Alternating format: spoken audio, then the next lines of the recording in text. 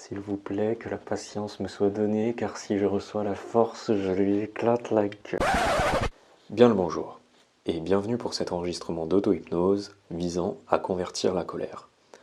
La colère, comme toutes les émotions, c'est une énergie, et on peut d'ailleurs relier ça à l'étymologie même du mot émotion, mettre en mouvement. Il est donc possible d'utiliser la colère, comme par exemple en cassant un meuble ou sur le premier passant qui passe. Ou alors, on peut la convertir et l'utiliser d'une autre manière. Par exemple, les personnes qui se connaissent suffisamment et savent voir quand cette émotion arrive ou est présente et sont capables de s'éloigner pour aller faire autre chose, tel que du sport. Pour t'aider à faire ce discernement et à reconnaître l'émotion quand elle arrive, je peux te proposer cet enregistrement qui apparaît ici. Pour l'heure, on va se focaliser sur un exercice en 4 étapes, où la première étape, ça va être d'évaluer ton état présent et définir vers quoi tu veux aller. Ensuite, tu vas pouvoir te connecter à la colère afin de mieux cerner cette énergie et la convertir. Puis, la conversion va pouvoir se faire et l'état souhaité va pouvoir s'installer. Et enfin, tu pourras ressentir tous les changements apportés par cette expérience et les ajuster si besoin. L'idée est de laisser suffisamment de place à son inconscient pour trouver les solutions qui seront les plus justes pour toi et aider à ce que pour le futur, la gestion de ce genre de situation, la gestion de la colère, puisse être de plus en plus naturelle et simple. Juste avant de commencer, suggère-toi que tu fais confiance à ton inconscient pour t'aider à vivre une expérience profitable et suffisamment confortable. Celle-ci, elle va se passer assis, dans une position droite, les yeux fermés. Tu peux commencer par respirer profondément et, comme si tu t'observais de l'extérieur, évaluer ton état présent, d'un point de vue physique et émotionnel. Où est-ce que la colère se situe dans le corps? Sois-en curieux, mais pas plus. L'idée est que tu t'y connectes seulement un tout petit peu plus tard. Ce que tu vas faire, c'est mettre les deux mains l'une en face de l'autre pour suivre l'exercice de Ernest Rossi, qui était un thérapeute,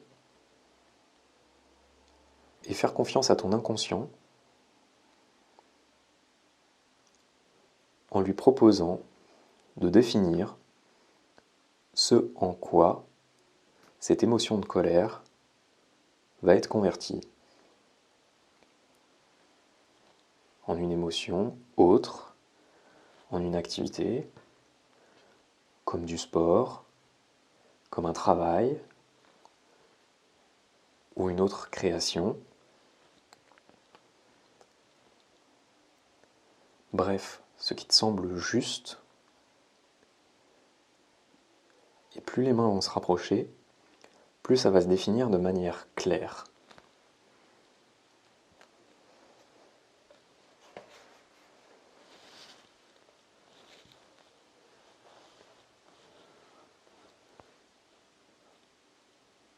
Et tout en te faisant confiance, tu peux également penser, ressentir vers quel état ça va t'amener.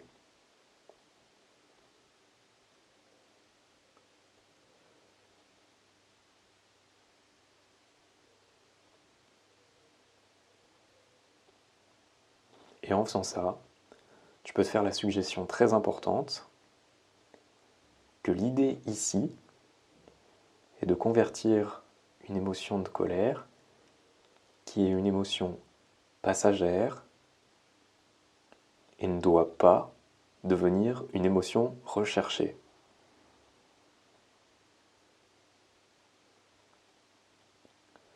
L'idée est de rester complètement sain pour t'aider à stimuler ton imagination avec des ressentis avec des inspirations, alors que les mains se rapprochent, même si les mains se sont déjà touchées, ou alors qu'elles continuent à se rapprocher jusqu'à se toucher. Tu peux te laisser inspirer par l'histoire de Yu le Grand, qui était l'administrateur d'une cité en proie aux inondations. Tous ses prédécesseurs, pour lutter contre ces inondations, proposaient de construire des digues, ce qui avait des résultats plutôt mitigés. Lui, ce qu'il a fait, c'est de creuser des fossés au travers de la ville, et le résultat est qu'en effet, ça a permis de canaliser l'eau, d'éviter les inondations, mais en plus, ils ont pu construire des moulins et exploiter le flux d'eau. Ce qui veut dire que non seulement ils ont résolu le problème, mais en plus, ils ont eu un bénéfice.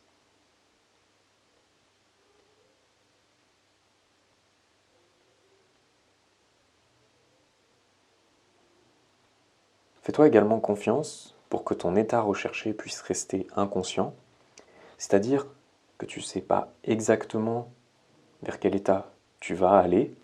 Peut-être que tu peux avoir des images, des sensations, peut-être que cet état peut être très clair, ou alors qu'il l'est moins, mais simplement, fais-toi suffisamment confiance pour considérer que quoi qu'il en soit, il sera juste pour toi.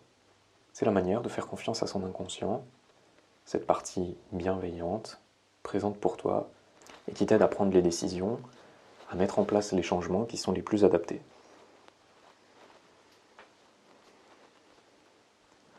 Quand les mains seront complètement touchées, tu vas pouvoir te connecter à la colère. Tu vas pouvoir cerner cette énergie avant de la convertir. L'idée est que cet état de colère, ce ressenti, soit bien présent. Même si c'est un peu inconfortable, ça aide pour se guider, pour voir après l'expérience comment ton ressenti a évolué.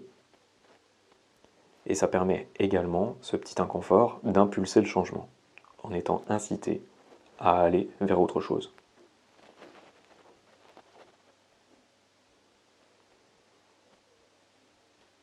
Pour aider à faire monter la sensation de colère, tu peux te focaliser sur les détails, les sensations de ton corps, ce qui est à l'origine de cette émotion. Qu'est-ce qui a fait arriver cette colère? Est-ce que c'est un événement extérieur? Est-ce que c'est toi, toi-même, qui te crée ça?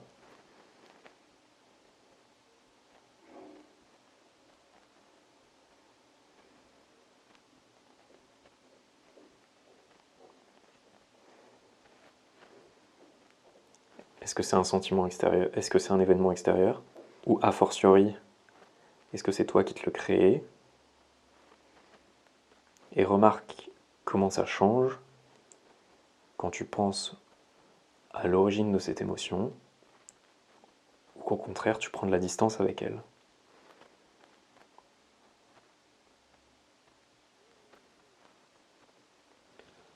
Et de fait, comment cette émotion peut venir et aller. Quand elle est suffisamment présente, tu peux faire à nouveau confiance à ton inconscient, mettre une main devant toi, à quelques distances de ton plexus par exemple, et puis commencer à la faire tourner d'avant en arrière, tourner comme un moulin. Et plus elle va tourner, plus ce dont tu as besoin, plus ce qui te semble juste, plus ce qui est juste pour toi va se mettre en place, jusqu'à s'arrêter quand ce sera fait. Le mouvement au départ peut être très conscient, et plus tu le fais,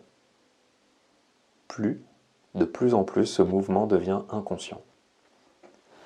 Ce faisant, tu peux te concentrer sur les affirmations suivantes.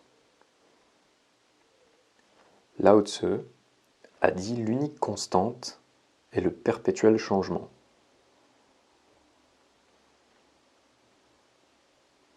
Tout en laissant infuser ces mots, le rythme de la main peut évoluer, s'accélérer, au fur et à mesure où l'émotion passe et se remplace.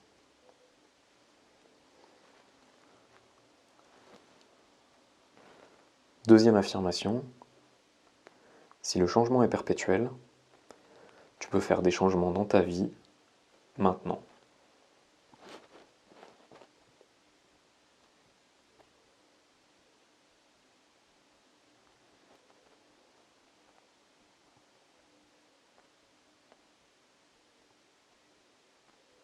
En te laissant la possibilité de te concentrer sur ces mots, ressens comment ce qui est juste pour toi se met en place.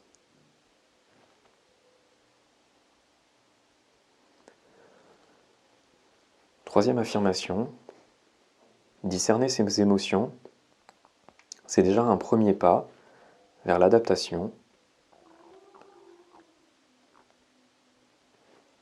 et vers mieux se connaître.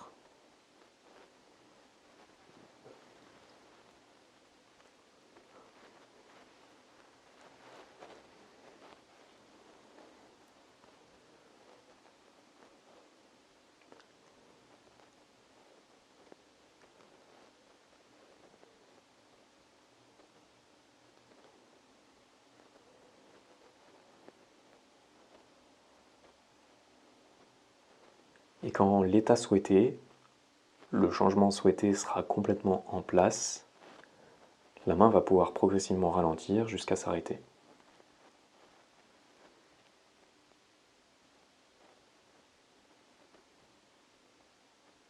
Alors, observe ton ressenti et vois s'il y a quelque chose à ajuster. Est-ce qu'il faut mettre quelque chose en place, ajuster cet état, ce changement qui s'est déjà installé? Si la réponse est oui, alors mets les deux mains l'une en face de l'autre, exactement comme l'exercice d'avant. Et puis suggère-toi que plus elles vont se rapprocher, plus l'ajustement nécessaire va se faire. Et fais-toi confiance pour que ça se fasse aussi simplement que ça. Les deux mains qui se rapprochent et l'ajustement qui se fait. Quand c'est fait, ou alors s'il n'y a pas d'ajustement nécessaire, continue à observer ton état et comment il a évolué depuis le début de l'expérience. Évaluer son état, c'est calibrer son ressenti, calibrer le résultat, ce qui permet de mieux se connaître en voyant comment on peut passer d'un point A à un point B.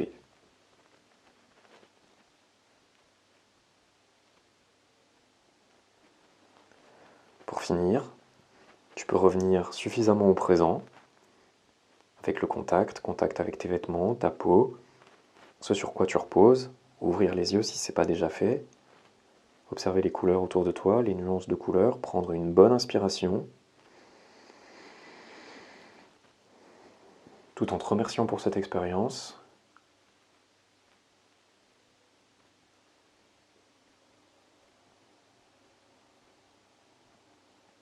On peut imaginer que c'est un côté vertueux de reconnaître les bienfaits de son inconscient et le remercier pour ça.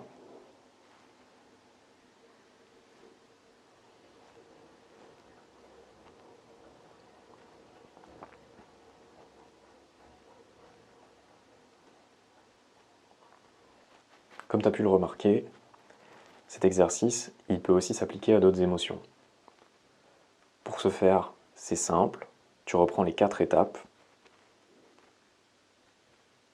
La première étape, l'exercice de Rossi, pour savoir de quoi tu as besoin. En faisant confiance à ton inconscient, tu peux simplement mettre les mains l'une en face de l'autre et te dire « Ok, maintenant je fais confiance à mon inconscient pour définir ce exactement dont j'ai besoin. » Et plus les mains se rapprochent, plus intérieurement, il y a un objectif, un état visé qui se définit. Inconsciemment, potentiellement, consciemment. Ensuite, je me connecte à cette émotion, je la fais suffisamment monter, avec des détails, pour qu'elle soit bien présente, que je puisse bien sentir dans le corps où ça se situe.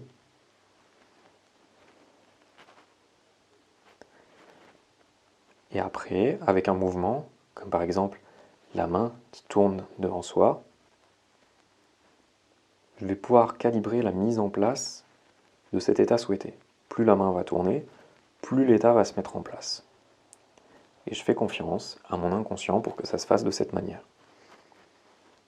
Pour terminer, j'évalue mon état, je vois s'il y a des ajustements. S'il y a des ajustements, je peux remettre les mains l'une en face de l'autre. Et plus elles se rapprochent, plus l'ajustement se fait. Une fois que l'ajustement est fait, ou alors s'il n'y en a pas besoin, je peux revenir au présent en me remerciant. Pour cet exercice, on a utilisé quelques citations, des métaphores, des histoires, des affirmations également. Ça aide à guider pour la première fois ce genre d'exercice. Si toi-même tu as des citations inspirantes, tu peux te les lire avant de commencer, mais c'est pas obligatoire.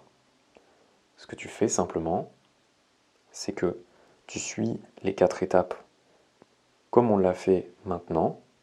C'est la fin de cet exercice. Je te dis à bientôt. Et si tu souhaites poursuivre l'expérimentation, ça se passe ici.